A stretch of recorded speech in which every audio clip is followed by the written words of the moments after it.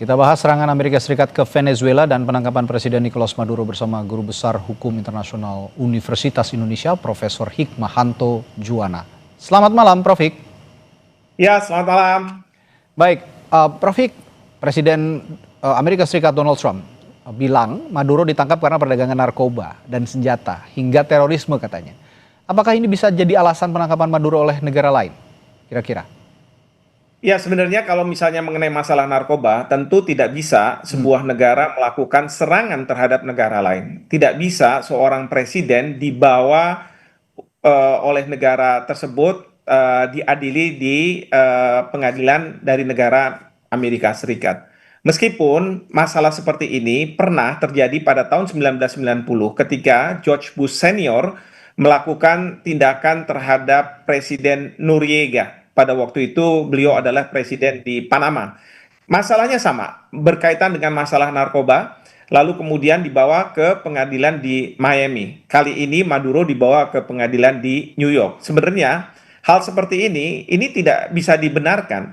Nah, kalau misalnya ini bisa dibenarkan, menjadi pertanyaan bagi kita, bagaimana dengan Perdana Menteri Netanyahu yang melakukan kejahatan Ya, kemanusiaan? betul. Bukankah dia harusnya juga bisa diadili di sebuah negara ya dengan paksaan seperti itu? Saya yakin pasti Amerika Serikat tidak akan setuju dan dia akan melakukan serangan terhadap siapapun yang akan melakukan tindakan seperti ini kepada Perdana Menteri Netanyahu. Nah, ini yang sekarang banyak didiskusikan oleh masyarakat internasional, bahkan pada hari Senin waktu New York nanti Dewan Keamanan PBB itu akan melakukan sidang darurat yang membahas mengenai permasalahan ini. Nah, ini yang dunia sekarang terbelah karena negara seperti Rusia ataupun Cina mereka mengecam, mengutuk tindakan yang dilakukan oleh Presiden Trump. Sementara Inggris dengan Prancis, meskipun dia tidak mengatakan bahwa ini merupakan pelanggaran hukum internasional, tetapi mengatakan seolah-olah membenarkan bahwa tindakan ini dibutuhkan untuk bisa menyelesaikan permasalahan narkoba di Amerika Serikat seperti itu. Oke. Padahal yang kita tahu mungkin saja narkoba ini hanya pintu masuk saja.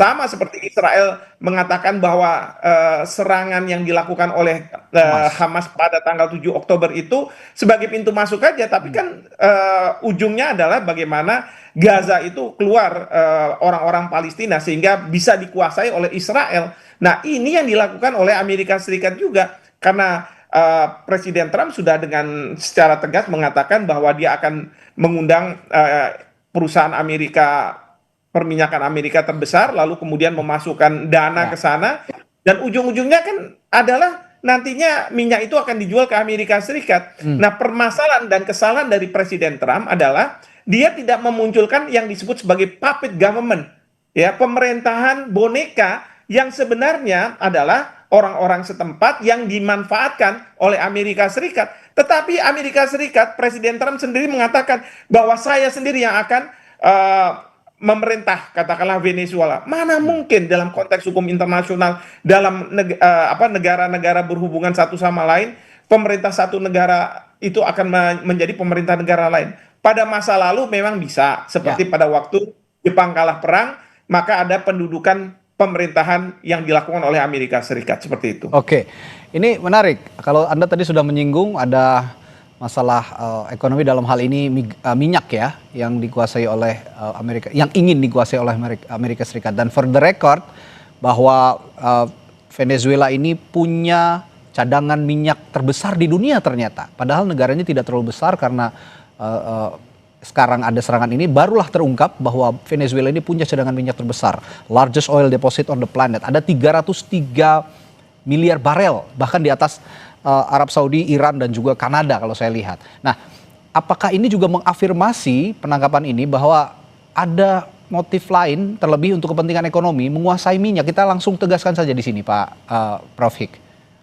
Ya, bisa jadi seperti itu, dan seperti tadi saya katakan Presiden Trump sudah secara terbuka mengatakan bahwa akan ada perusahaan minyak Amerika Serikat yang diundang oleh dia untuk menginvestasikan dana sehingga menurut dia bahwa nanti hasilnya akan untuk rakyat Venezuela. Padahal kan sebenarnya hasilnya itu kan nggak langsung minyak itu kemudian menjadi uang, harus dijual. Nah, pertanyaan dijualnya ke siapa? Ya tentu ke perusahaan, ke Amerika Serikat. pada saat sekarang ini kan Amerika Serikat membutuhkan minyak sama seperti Uni Eropa. Kalau misalnya Rusia masih berperang dengan Ukraina, memangnya dari mana Uni Eropa itu akan mendapatkan pasokan minyak itu? Ya memang ada dari Timur Tengah, tapi itu akan mahal ketimbang katakanlah dari Rusia seperti itu. Ya, langsung saja saya tanyakan, dampak terhadap Indonesia bahwa pada saat perang Rusia-Ukraina juga ada dampak yang terasa di global gitu ya. Gandum segala macam menjadi sulit dan naik harganya. Nah kalau sekarang dengan serangan Amerika ke Venezuela, dampak yang paling terasa di Indonesia yang harus juga diwaspadai. Mengingat Indonesia juga punya cadangan energi melimpah juga nih. Ya, pasti akan ada pelambatan perekonomian dunia dan itu akan berdampak pada pelambatan ekonomi di Indonesia. Kedua, tentu mengenai masalah pasokan migas. Kalau misalnya pemerintah tidak berani membeli dari Rusia dengan harga yang murah karena diminta oleh negara-negara Uni Eropa menjaga moral dan lain sebagainya, maka kita akan membeli dari luar negeri dengan harga yang lebih mahal. Artinya apa? Pemerintah harus mensubsidi lebih besar lagi. Karena kita tahu bahwa banyak BBM yang mengalir ke rakyat, terutama bagi mereka kelas menengah ke bawah, itu adalah subsidi. Jadi pemerintah akan membayar lebih besar lagi. Nah, kita tidak tahu APBN kita apakah mampu atau tidak melakukan ini. Dan kemudian juga yang penting juga adalah bagaimana peluang untuk membuka lapangan pekerjaan di tengah-tengah kondisi geopolitik yang seperti ini. Ini yang jadi permasalahan-permasalahan bagi Indonesia. Saya setuju dengan sikap pemerintah yang mengatakan bahwa dia tidak akan mengutuk Amerika Serikat, tapi juga tidak membenarkan Amerika Serikat. Indonesia minta untuk dilakukan deeskalasi terhadap perang ini, dan ini sesuai dengan pasal 2 ayat 3 Piagam PBB yang mengatakan kalau ada sengketa di antara para pihak maka harus diselesaikan secara damai. Dan di sini Bapak Presiden yang selalu mengatakan bahwa kita harus hadir di dalam masalah-masalah internasional ini bisa menjadi peace broker, dan ini pentingnya. Jadi jangan buru-buru kita mengutuk atau misalnya membenarkan tindakan yang dilakukan oleh Amerika Serikat, tetapi posisi kita harus sesuai dengan kebijakan luar negeri yang bebas aktif, yaitu merujuk pada pasal 2 ayat 3 Piagam PBB. Demikian. Oke, posisi Indonesia sejauh ini di tengah begitu. Tapi saya ingin juga melihat posisi Rusia dan juga Tiongkok yang saat ini sudah menyatakan protes atas serangan Amerika Serikat ke Venezuela. Nah, kalau melihat posisi Rusia dan Tiongkok, penangkapan Maduro dan serangan ke Venezuela,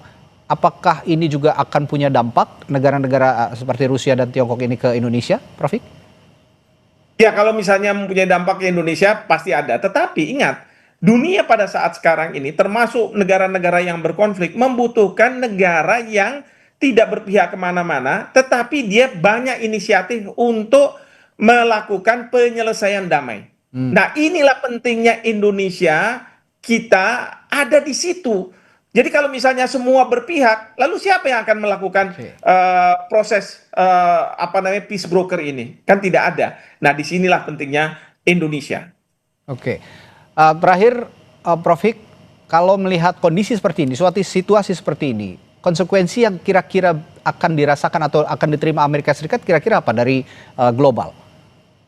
Yang pertama adalah selama ini yang Amerika Serikat selalu dengung-dengungan bahwa kita harus tunduk pada hukum internasional dan sebagainya, udahlah, itu nggak usah didengar lagi.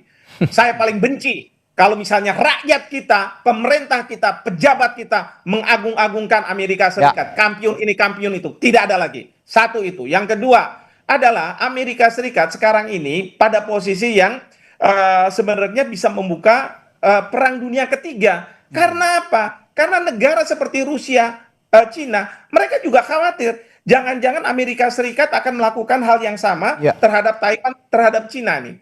Jangan-jangan Amerika Serikat melakukan hal yang sama terhadap Ukraina. Jadi mereka-mereka ini akan bersikap tegas. Nah, oleh karena itu di sini yang saya khawatirkan sekali adalah perang dunia ketiga ini bukannya tidak mungkin akan terjadi begitu. Kalau tidak ada deeskalasi konflik antar negara-negara yang terlibat seperti itu, Mas. Baik. Terima kasih analisisnya, Guru Besar Hukum Internasional Universitas Indonesia, Profesor Hikmahanto Juwana di Sapa Indonesia Malam. Sampai ketemu lagi, Prof Hik, sehat selalu. Baik, terima kasih. Saudara, warga di Temanggung terpaksa memutar jalan hingga belasan kilometer akibat jalan terputus.